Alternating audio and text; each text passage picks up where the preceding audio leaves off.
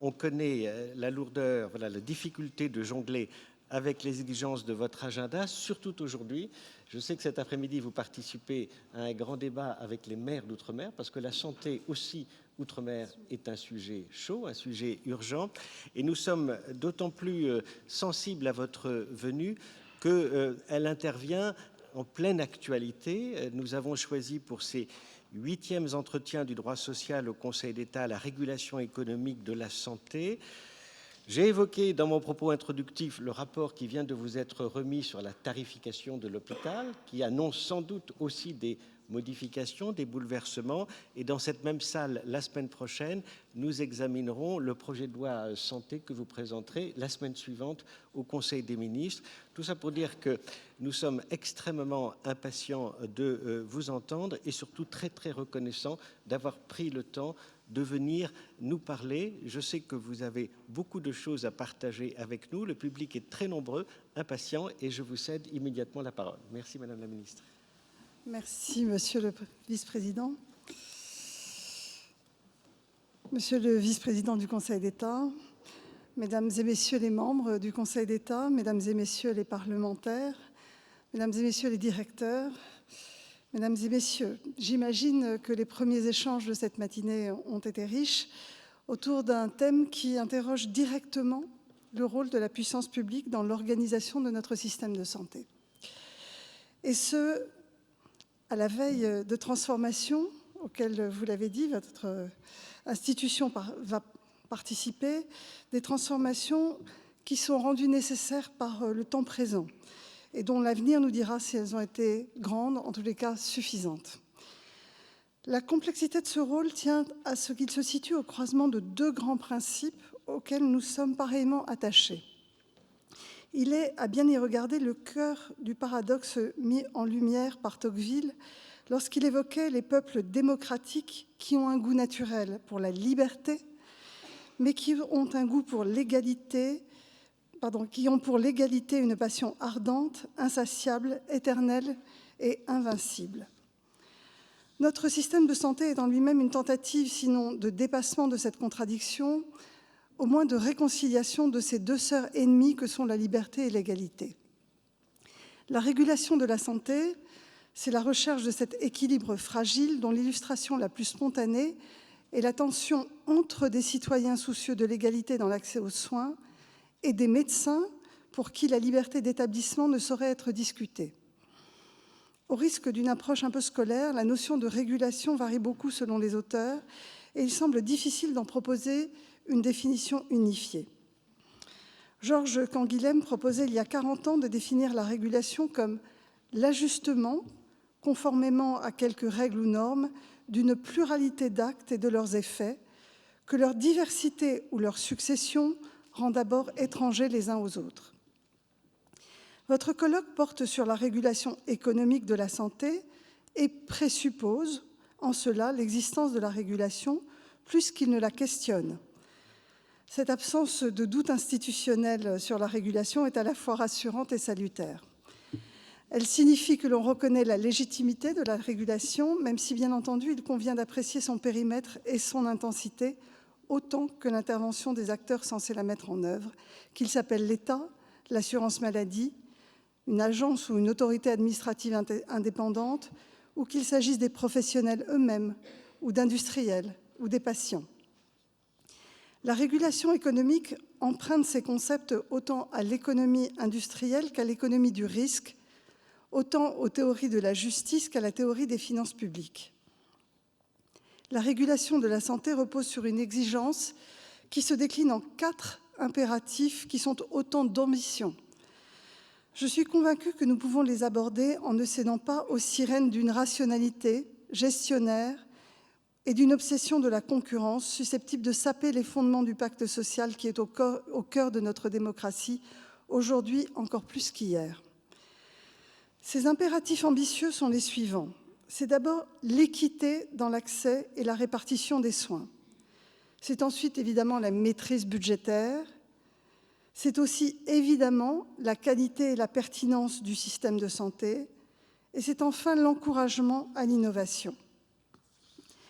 L'objet de la régulation est donc d'établir un compromis entre des objectifs de niveau de dépenses, de qualité des soins, de distribution de cette qualité dans la population et sur les territoires, et enfin, de permettre une flexibilité suffisante pour encourager le progrès médical.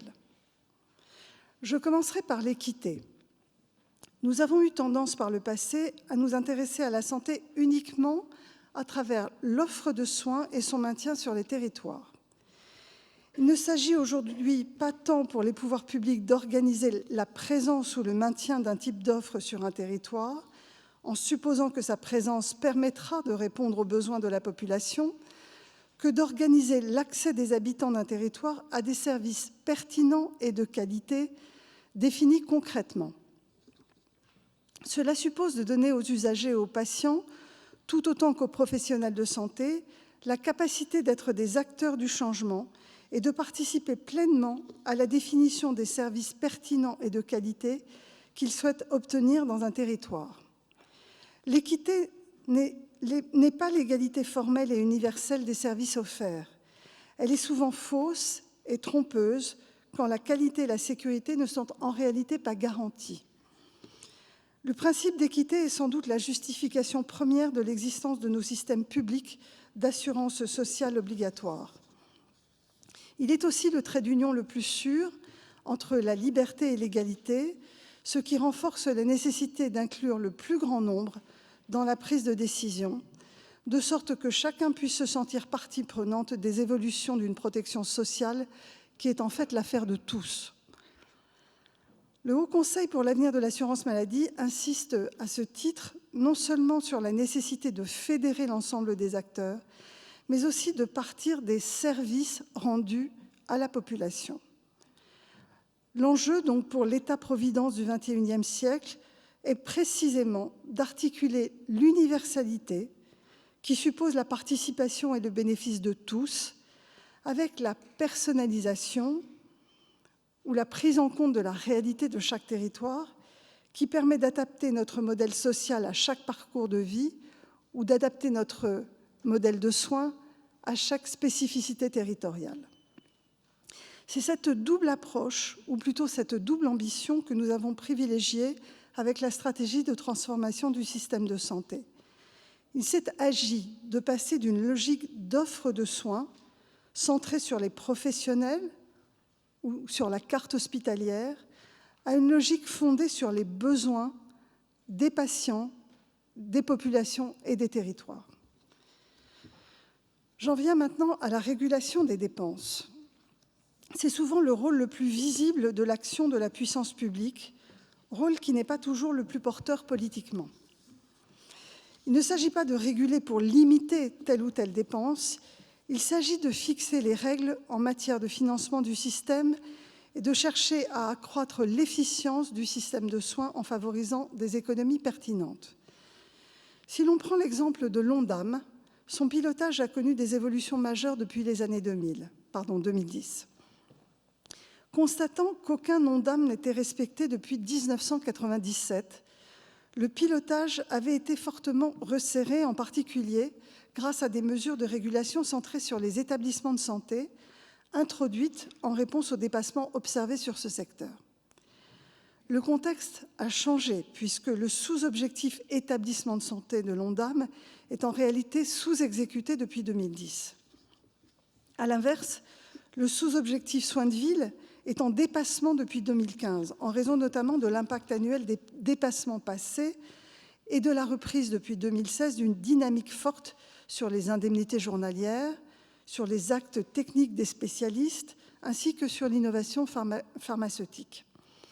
Cela oblige donc à revoir les mécanismes de régulation pour assurer la responsabilisation des acteurs et la crédibilité de la régulation elle-même. J'en arrive à la qualité et à la pertinence des soins. En matière de qualité et de pertinence des soins, on attend légitimement du régulateur public qu'il fixe des normes.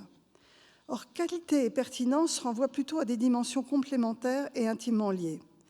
La qualité et la pertinence, ce sont d'abord des soins dont on a apporté la preuve qu'ils fonctionnaient conformément à un critère d'efficacité. La qualité et la pertinence, ce sont aussi des soins qui répondent aux besoins et aux préférences des patients. Et c'est toute la question des soins centrés sur le patient et des soins donnés en temps et en période opportune. La qualité et la pertinence, ce sont enfin des soins qui protègent les patients d'erreurs et de dommages, conformément à une exigence de sécurité. Depuis une dizaine d'années, nous disposons d'indicateurs de qualité et de sécurité des soins. Ces indicateurs sont notamment développés par la Haute Autorité de Santé et validés tant avec les professionnels de santé qu'avec les patients et les usagers. Il est d'ailleurs loisible d'observer que de plus en plus d'indicateurs portent sur les résultats et sur le point de vue du patient. Les indicateurs développés peuvent être transversaux ou spécifiques, comme les infections associées aux soins, la douleur ou la sortie d'hospitalisation, mais ils peuvent aussi porter sur des prises en charge spécifiques, comme l'accident vasculaire cérébral ou la chirurgie bariatrique.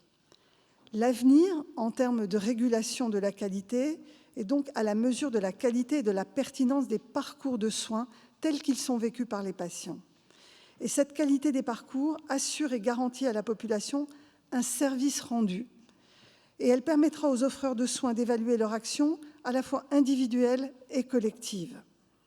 Elle permet aussi d'identifier des améliorations prioritaires. Enfin, elle informe la population comme le régulateur sur la réalité et la qualité du service rendu. Vous l'aurez compris, la qualité et la pertinence des soins doivent être et sont déjà les moteurs de la transformation du système de santé. Sur le terrain des innovations maintenant, qui sont évidemment nécessaires en matière d'évaluation et de régulation des médicaments et des dispositifs médicaux, mais aussi en matière d'innovation des actes, je voudrais évoquer plus spécifiquement les avis d'efficience de la Haute Autorité de Santé. Les médicaments innovants sont de plus en plus coûteux, c'est un fait. Alors, comment, dès lors, opérer des choix quant aux ressources allouées? Et pour vous dire la pensée, je pense que personne n'a réellement conscience que la ressource allouée aujourd'hui à un gain de survie en matière de cancérologie ou pour une maladie orpheline n'est pas du tout la même que celle qu'on alloue aujourd'hui à d'autres pathologies. Cela, évidemment, questionne le régulateur. Dans la loi de financement pour la sécurité sociale pour 2012, il a été introduit la notion d'avis d'efficience, élaborée depuis fin 2013 par la Haute Autorité de Santé et qui cherche justement à répondre à cette question de la ressource allouée. Le décret d'octobre 2013 rend obligatoire l'avis d'efficience pour 2 catégories de nouveaux médicaments ou de dispositifs médicaux. D'une part, pour ceux qui sont présentés comme innovants, c'est-à-dire lorsque l'industriel revendique une amélioration du service médical rendu ou une amélioration du service attendu majeure de niveau 1, important de niveau 2 ou modéré de niveau 3. Mais ces avis d'efficience doivent également répondre à des médicaments ou des dispositifs médicaux susceptibles d'avoir un impact significatif sur les dépenses de l'assurance maladie, avec un chiffre d'affaires prévisionnel supérieur à 20 millions d'euros après 2 ans de commercialisation, toute indication confondue. Nous sentons tous, je pense légitimement, que ces choix de restreindre les avis d'efficience à ces catégories de produits nous questionnent sur d'autres choix politiques qui ont été faits. Je voudrais vous parler d'un exemple concret. Un choix politique qui a été fait sur la détection d'un virus, HTLV1, après la crise du sang contaminé. Il apparaissait clair que nous ne pouvions pas exposer les citoyens français au moindre risque de contamination à la suite du sang contaminé. Et donc, nous avons décidé d'étendre la recherche des virus dans les produits sanguins à tous les virus connus susceptibles d'entraîner des maladies, même extrêmement rares. C'est le cas du virus HTLV1. Certaines équipes internationales ont évalué l'efficience de cette recherche en termes financiers. Et aujourd'hui, je n'ai plus le chiffre exact en tête, mais l'équivalent d'une année de vie gagnée pour la recherche du virus HTLV1 dans les transfusions sanguines correspond à peu près 40 millions d'euros par année de vie gagnée. C'est un choix politique qui a été fait, c'est une ressource allouée qui n'a jamais été questionnée en termes d'efficience comparée à l'évaluation que nous demandons à des dispositifs médicaux ou à des médicaments. Et c'est pour vous dire que le champ de l'efficience et du questionnement du régulateur, aujourd'hui, est centré sur l'innovation thérapeutique, mais ne questionne pas tout un tas de choix politiques qui sont faits au quotidien en termes d'organisation des soins. Alors, mesdames et messieurs, peut-être pour interroger la régulation économique du système de santé, je souhaiterais évoquer avec vous les limites de la régulation. Il y a des limites méthodologiques. Et combien de fois avons-nous buté lors de l'évaluation, notamment des produits de santé, sur un manque de données, sur des constats de données trop parcellaires, ou encore de données fournies par des industriels non transposables au système français et non applicables à notre organisation. Et pour autant, nous devons répondre à des besoins exprimés par les malades et à des urgences, parfois dans certaines pathologies. Ces limites aussi peuvent renvoyer au contexte international.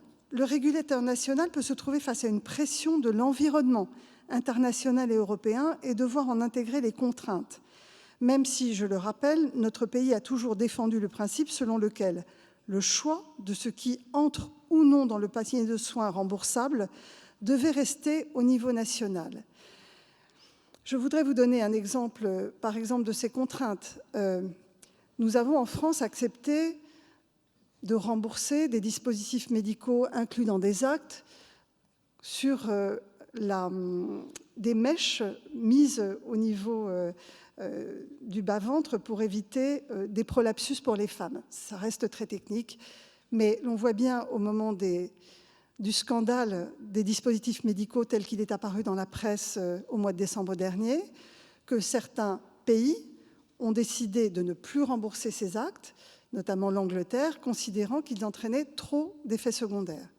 Nous avons en France choisi de poursuivre ce remboursement car nous estimons que ces effets secondaires ne sont pas liés au dispositif médical, mais à la façon dont l'acte est réalisé par les chirurgiens.